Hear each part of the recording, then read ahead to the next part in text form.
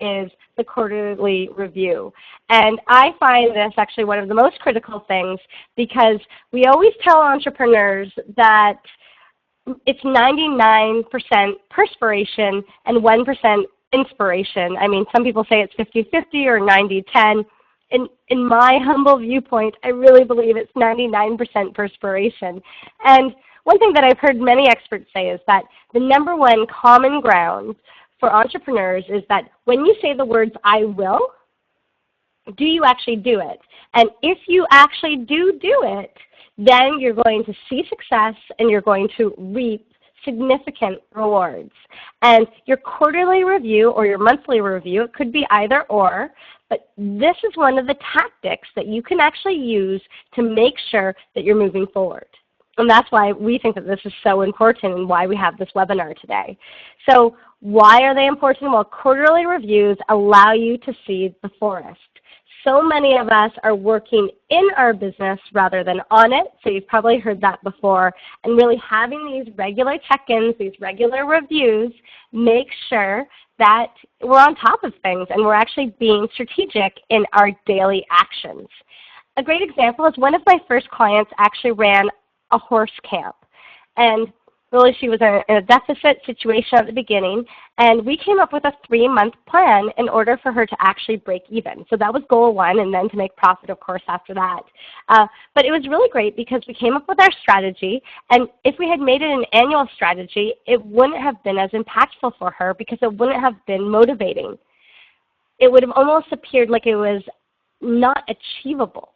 So by making it quarterly, all of a sudden it's something you can grasp at. And really, she was amazing. She went within 1 quarter, and we had our first quarterly review, and she was at break even because she had smaller tasks and it wasn't overwhelming. So these are really, really important. And part of this is also, if you actually hit your quarterly or your monthly goals, you know what you have to do? Reward yourself, because that's what's going to keep up your momentum to hit your annual reviews. So what are we going to cover? Why is it important? Of course, we'll do a very, very quick action planning recap, steps to a quarterly review, best practices of overall strategic implementation, but also quarterly reviews, and then the top what not to do's.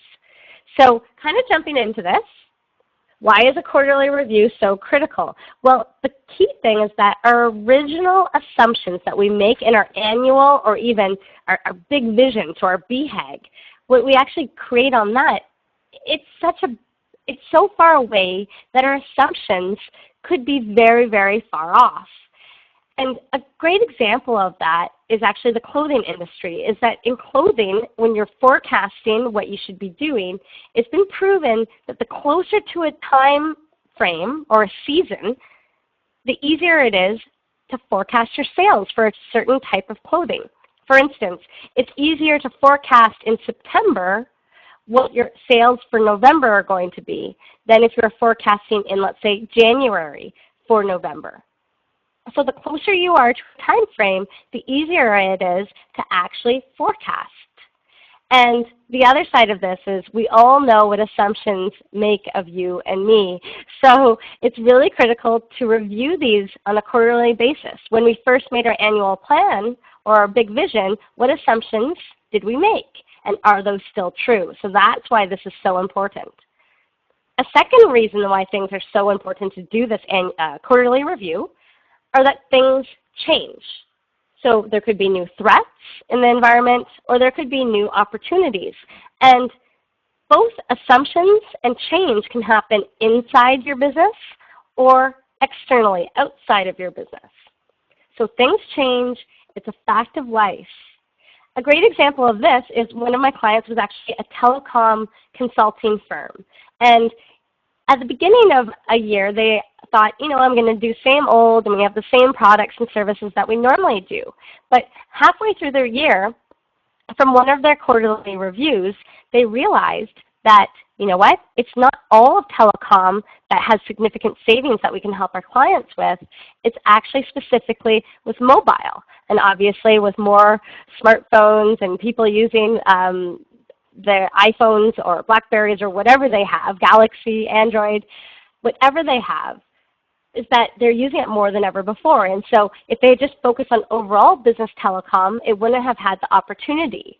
So by doing the quarterly review, they saw a new way to grow their business at halfway point as opposed to waiting for another 6 months.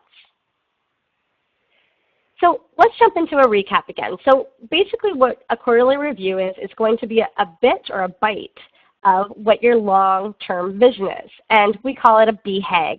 It's a big, hairy, audacious goal. And if you're a startup, which many of us are, basically your big vision should be 3 years out. Your big vision as a small business, so that's basically 50 employees or less, it should be 5 years. And anything over that, you should really have a 10-year vision. And then once you have that, we would have broken this up into bites. We have it years, quarters, months, weeks, and days. And what we're talking about in this entire webinar is basically how to analyze the quarterly and monthly times. So the years, we already have done that at the beginning of 2014, and here's our first quarter. So the steps to a quarterly review are basically twofold. Number one, the internal review, and number two, the external review. So that's where change happens, or that's where assumptions were being made. So when we look at where we are at the first quarter, we can go, okay, internal review. Where are we? So where are our sales? Where is our growth? How far along are we on our annual goals? Are we a quarter of the way through? The second part is, where should we be? So maybe at this point in time, we thought that we were going to have $50,000 worth of sales, or whatever your specific goal was. Are you there? And then you can see the gap, you can see the difference, and sometimes you might be above your goal, or sometimes you might be behind your goal. But the key here is now we look at why the difference. And the difference can happen, again, because of those two things. What assumptions did we make that may have been incorrect? And the neat thing is if we can identify those assumptions that were incorrect, next time we make a goal or a strategic plan, we're going to be more bang on with those assumptions. And the second part is, of course, what's changed. So some examples here, we talked about your projections might be off, or maybe something that happened is that you might have lost your best salesperson, or maybe someone else who was integral to your business. So why did this difference happen? And knowing what went wrong before will help you avoid this in the future, and also to adjust your next quarterly goal. So now that we've done an internal review, we turn externally. And probably the easiest model to analyze our opportunities and threats outside of our business is something called PEST, or PEST-C in this case. And basically looking at the top 5 external environment factors that could change. First one being political. So a great example here would be privacy regulations are changing in Canada right now. And really, if we're going to have an email distribution, or if you are collecting customers' information, you have to be more careful about that than ever before. And you actually need to have 2 clicks for your emails in order for people to actually come into your email distribution or your newsletter. So not only do they have to click to sign on, but then a link has to be sent to their email to verify a second time. So that's a brand new privacy regulation that's coming out this year in Canada. And how does that impact you? Is that going to be making it more difficult to communicate with your clients? How is that going to impact your business positively or negative? Are there other political changes that are going to impact you? So now that we're closer to the time and we understand that policy more, it's easier for us to tweak our strategy based on that. The next is economic, of course. So interest rates, exchange rates, what's happening there? How does that impact our business? Is there more or less disposable income? What's happening? Social, lots of fun on this one. This is really what are the trends for your consumers.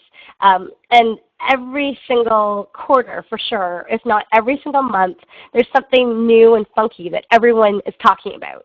I mean, I guess it was 2 years back or more, Gangnam Style was the big thing that everybody knew about, and there was a lot of YouTube videos that were basically mocking it or latching onto that concept and that trend to basically get a big marketing push. Another one would be, I guess last year, is what does the fox say?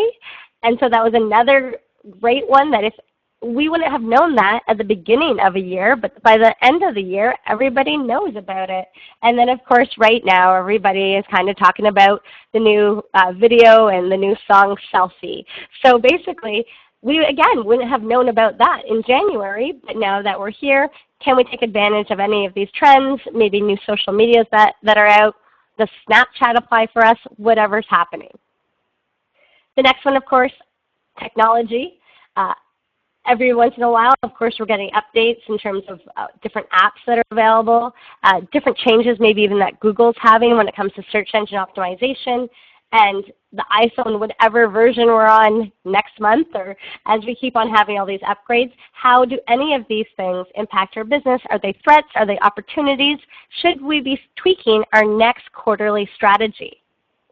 And then, of course, competitive. Are they doing anything different that we should be aware of? So now that we have the internal assessment of where we are versus where we thought we'd be, identified the gap, and we may have now been able to identify assumptions or change internally or externally that have made that gap, be it either positive or negative. Now that we have that, we're able to prepare better for future.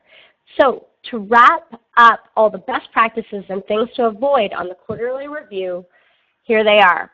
Best practices for overall successful implementation of strategy.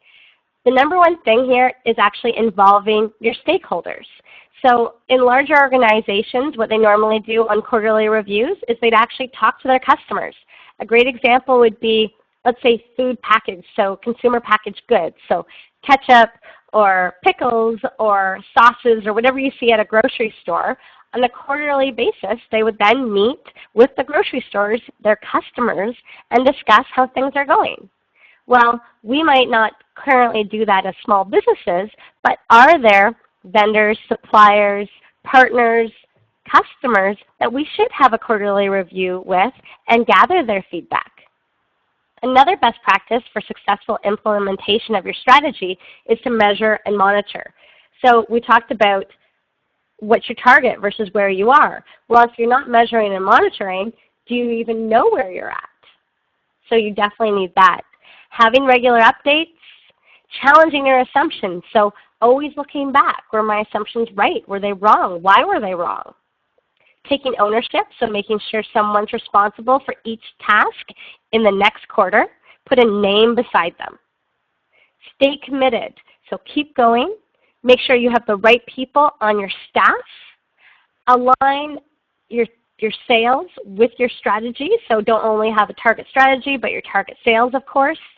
Set milestones. So it doesn't have to be just quarterly. Monthly reviews are great too, to make sure that you keep on tweaking and you're working on your business rather than merely in it. And then lastly, reward your success. I think that this really helps with your momentum and keeps going. And these are some of the best practices to make sure that you keep on moving forward. Conversely, or the opposite, what to avoid. So just ignoring the plan. If you're going to actually spend the time to make your plan, identify what your next tasks are, don't just put it aside, make sure it's posted up. My own is actually posted on my desk right in front of my computer. I can see it right now. The next one is lack of communication. If a goal is accomplished, tell your team. Letting your customers in on things and over-communicate when possible with your board of advisors, your employees, your partners, whoever's involved with your business coach, of course. Too tactical. So making sure that you're still staying on a high level, strategic, that's still going to reach for your vision. Monitoring the wrong things. So sales are important, but maybe you're actually monitoring, I don't know, quality control of your products. That could be important, but do you need to be spending all your time? Is it actually something that is a concern for you right now? Or if you have really high level of customer service quality, maybe you don't actually have to monitor it as close as you are. No measurement of all, and then of course confusing.